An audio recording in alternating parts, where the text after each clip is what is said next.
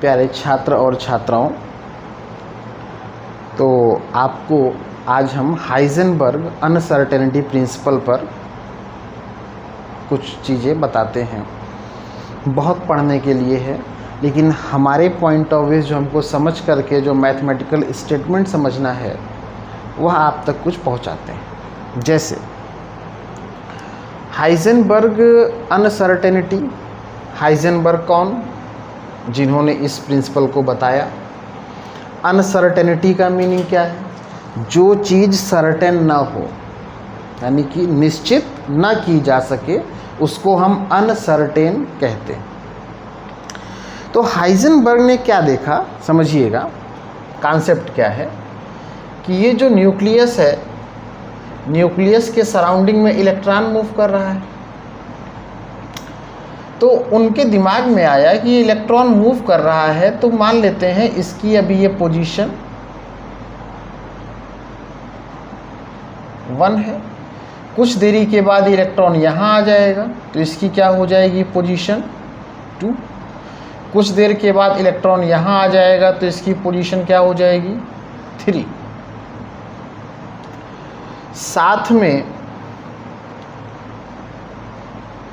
भाई यहाँ पर इसकी वेलोसिटी कुछ और होगी, यहाँ पर वेलोसिटी, यहाँ पर वेलोसिटी।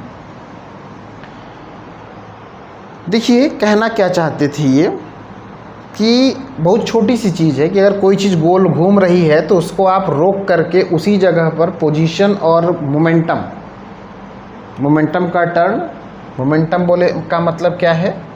मोमेंटम का मतलब P बराबर mv। अगर वेलोसिटी होगी तो मोमेंटम भी होगा।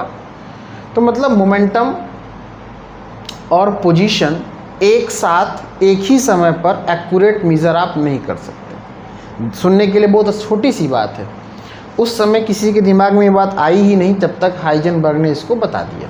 क्या कहा था कि कोई भी माइक्रोस्कोपिक पार्टिकल अगर मूव कर रहा है तो मूव करते हुए पार्टिकल की पोजीशन और मोमेंटम एक ही समय पर एक्यूरेट मेज़र नहीं की जा सकती।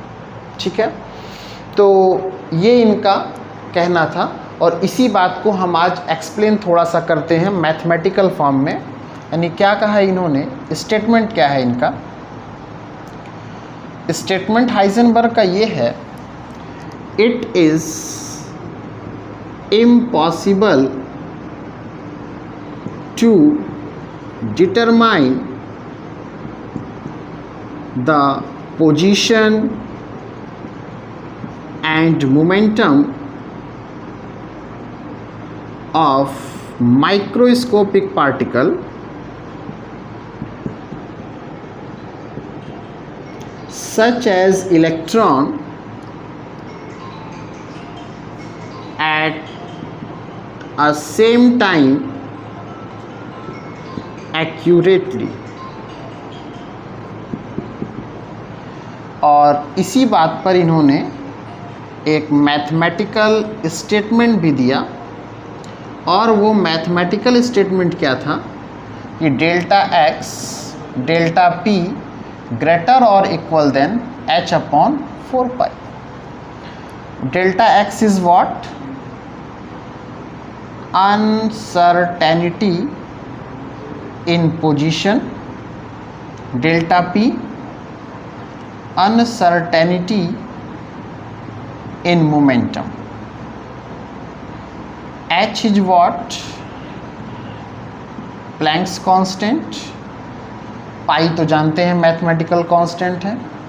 h की वैल्यू क्या बताई है? 6.6 × 10⁻³ जूल सेकेंड। आप यहाँ पे p की जगह पे mv रख देंगे अगर, तो मास तो चेंज नहीं होता है, m delta v mass constant है ना, 4π। तो आप delta x delta p greater और इक्वल h/4πm। देखिए मतलब क्या है, कंडीशन ये है कि अगर आप डेल्टा x मेज़र कर लेते हैं तो डेल्टा p में अनसर्टेनिटी होगी। ठीक है, और अगर डेल्टा p मेज़र कर लेते हैं तो अगर यहाँ डेल्टा वी हो गया है तो ये वेलोसिटी हो जाएगी, तो इसको अनसर्टेनिटी इन वेलोसिटी बोलेंगे, और पी होगा मोमेंटम। तो अगर आप पोजीशन निकाल लेते हैं तो वेलोसिटी अनसर्टेन रहेगा, और वेलोसिटी निकाल लेते हैं तो पोजीशन अनसर्टेन रहेगा उसी पॉइंट पर। मान लीजिए यहाँ पर है तो आप पोजीशन आप यहाँ जब तक पता कर रहे हैं तब तक वेलोसिटी उसी कहीं और जा चुकी होगी, कहीं और पहुँच गया होगा, और अगर यहाँ वेलोसिटी निकाल रहे हैं तो पोजीशन चेंज हो चुकी होगी। तो यही हाइजेनबर्ग ने समझाया था कि किसी भी चार्ज पार्टिकल जो माइक्रोस्कोपिक है, इलेक्ट्रॉन जो मूव कर रहा है सराउंडिंग में, तो उसकी आप पोजीशन को और मोमेंटम या वेलोसिटी जिसे आप कह रहे हैं, उसे आप एक ही साथ में एक ही समय पर एक्यूरेट मेज़र नहीं कर सकते हैं। पोजीशन निकालेंगे तो कुछ न कुछ चेंजेस आपके वेलोसिटी में होगा, वेलोसिटी एक्यूरेट मेज़र कर रहे हैं तो अनसर्टेनिटी पोजीशन में होगी, है ना। तो ये हाइजेनबर्ग प्रिंसिपल को बहुत सुंदर तरीके से तैयार कर लीजिए। आइए, हाइजेनबर्ग अनसर्टेनिटी प्रिंसिपल के बाद हम लोग चलते हैं, एक प्रिंसिपल है जिसका नाम है पाउली एक्सक्लूजन प्रिंसिपल, है ना।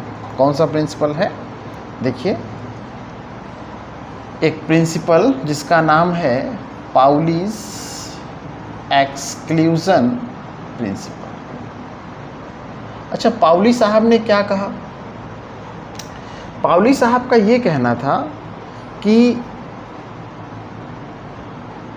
All 4 quantum numbers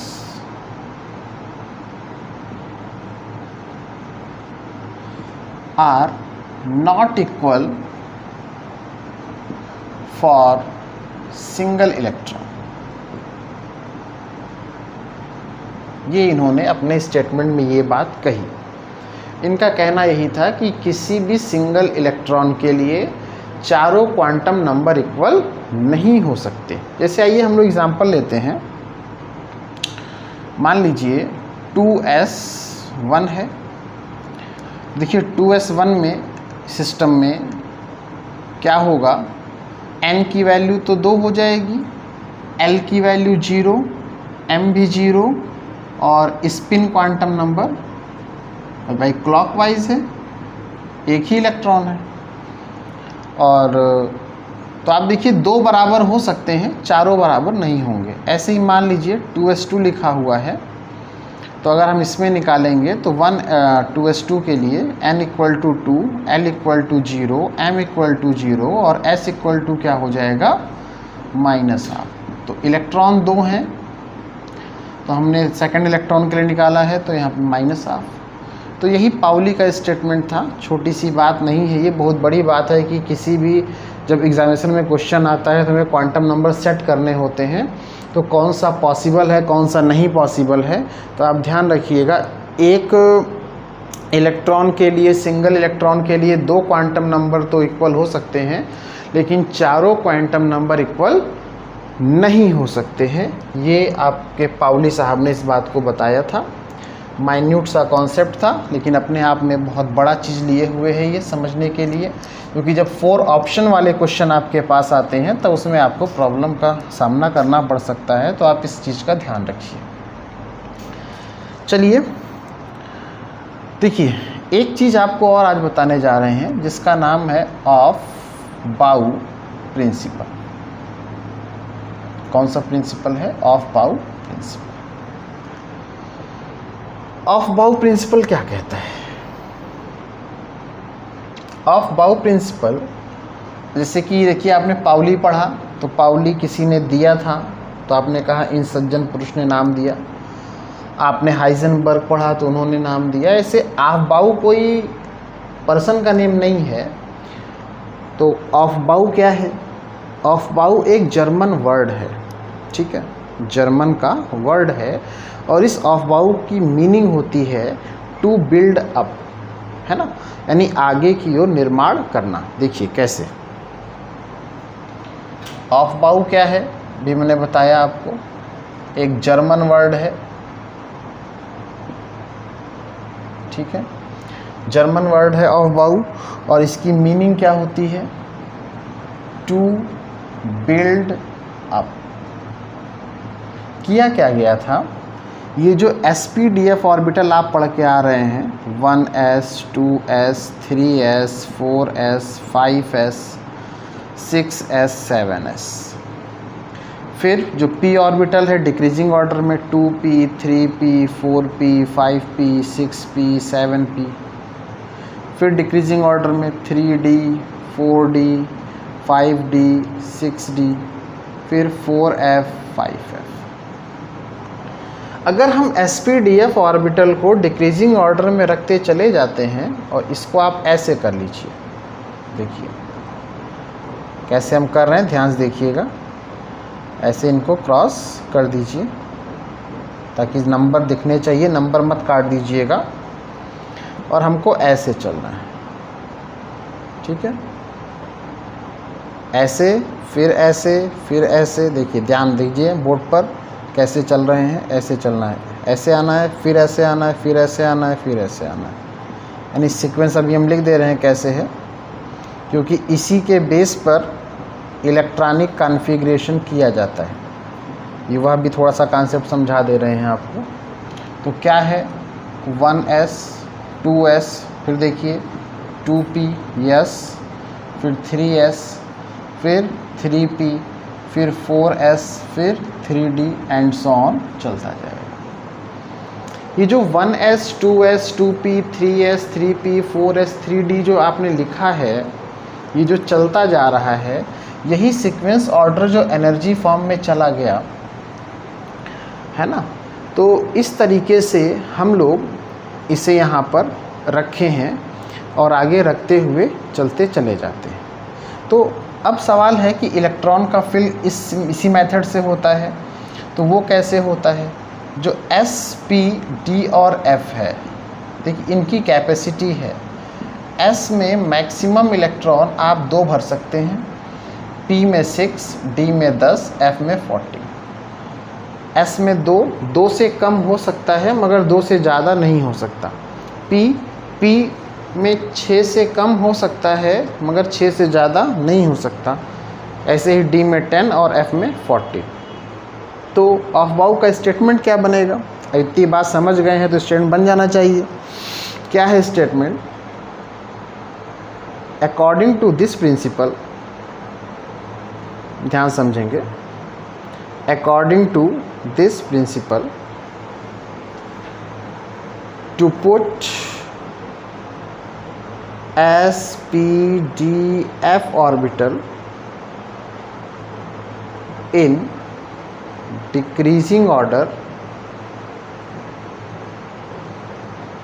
with respect to hydrogen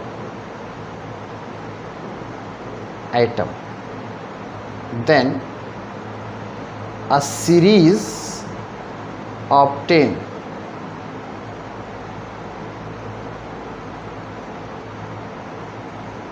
in increasing order, this is called of बाउ सीरीज। इसे ही हम लोग क्या बोलते हैं, ऑफ बाउ सीरीज, क्योंकि इसी के बेस पर क्या होता है, इलेक्ट्रॉनिक कॉन्फ़िगरेशन किया जाता है। तो ये आपको बहुत सुंदर तरीके से तैयार कर लेना चाहिए। तो आज के लेक्चर में आपने 3 चीज़ें पढ़ी। पहला आपने क्या पढ़ा, हाइजेनबर्ग अनसर्टेनिटी प्रिंसिपल, पाउली के बारे में समझा और ऑफ बाउ के बारे में समझा। इसको बहुत अच्छे से तैयार कर लीजिए जो कि एग्जामिनेशन पर्पस से, और ये ऑफ बाउ का प्रिंसिपल आप पढ़ने से सारे इलेक्ट्रॉनिक कॉन्फ़िगरेशन आप कर सकते हैं जो आपके पास है। तो आज के लिए इतना ही रखते हैं, बाकी हम पुनः फिर आगे चर्चा करेंगे। Okay class, thank you.